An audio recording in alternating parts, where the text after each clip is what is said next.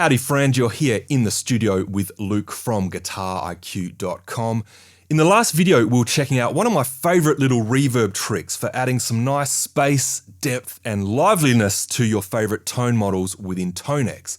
In this video, we're going to check out one of my other favorite always-on settings that I use within TONEX just to add a little bit of polish to the sound. And this has to do with dialing in the compressor section within TONEX to act as a finalizer/finisher type of effect. Now, compression is one of those things that I imagine a lot of users just leave switched off. Maybe, we're not used to having compression as part of our signal chain, or maybe we just assume that compression is simply one of those effects we use when we're playing funk or we're doing the whole chicken picking thing.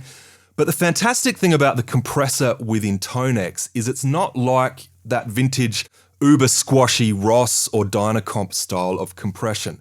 It's much more akin to a really transparent studio style of compressor.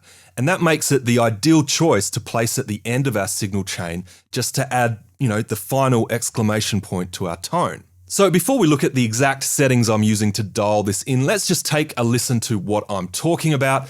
The signal chain for this little recording that I've set up here was my GTRS S900 guitar going into the IK Multimedia Z-Tone buffer boost pedal. I've done a separate video on that if you want to check that out. From there, I'm heading straight into the audio interface, and the tone model I'm using today is this lovely Vox AC30 1964 capture. This was sent to me to check out by amalgamcaptures.com. They've got a host of awesome tone models over there, so if you like the sound of this, I'll leave some links in the description to where you can pick one up for yourself. So let's just hear this in action. I'll toggle back and forth so you can compare the settings I have here. First, with the compressor switched off.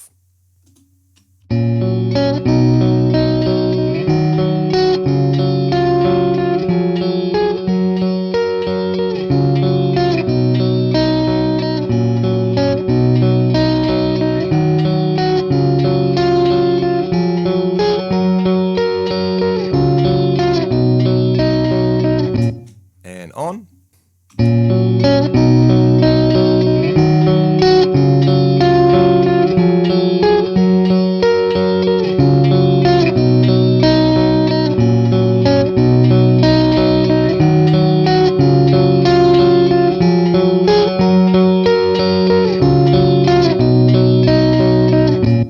Off.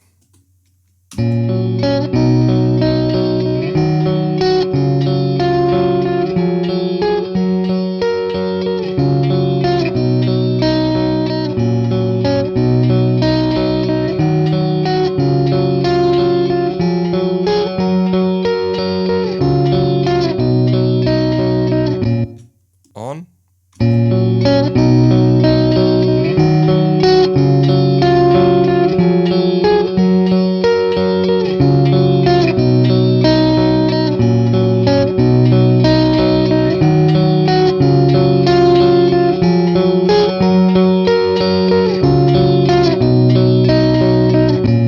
Okay, so you can hear there that the compressor is doing a couple of nice little things. Firstly, it's just smoothing out those dynamics ever so slightly.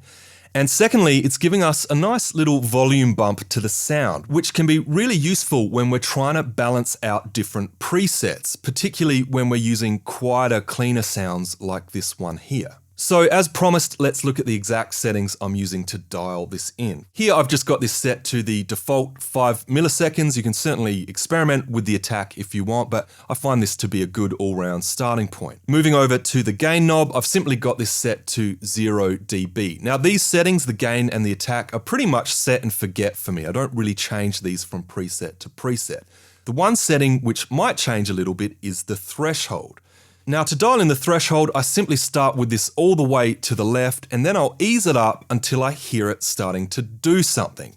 And you'll notice two things will happen. When you hit the sweet spot, you'll get a slight volume bump, and you'll see some compression just start to engage on the gain reduction meter over here. Now, of course, the sweet spot for where you set the threshold is going to depend on the guitar you're using and the tone model you're using, and most importantly, how hard you're driving the output of the particular tone model, because remember, we're placing the compressor in post mode, which places it after the amplifier. But from my own experimentation with a bunch of different tone models, I find somewhere between that -12 to -14 range to be the sweet spot. So there, the exact settings I'm using, the attack is set to 5 milliseconds, the gain is set to 0 dB, and the sweet spot for the threshold is usually between -12 to -14. So there you have it. It's a really simple tip. Try those settings out for yourself and it might just add that nice final bit of polish to your tone models. If you enjoyed this video, please click on that like button or leave a comment in the comments section below to let me know.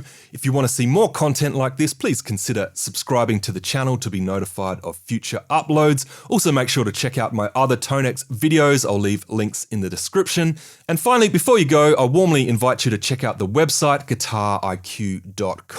To take a look at the books and other learning resources we have waiting for you over there, covering everything from fretboard memorization to chord theory to warm-ups and workouts, scales, and a whole lot more. That is guitariq.com. Well, that's it from me. Thanks for watching, and I'll see you in the next video.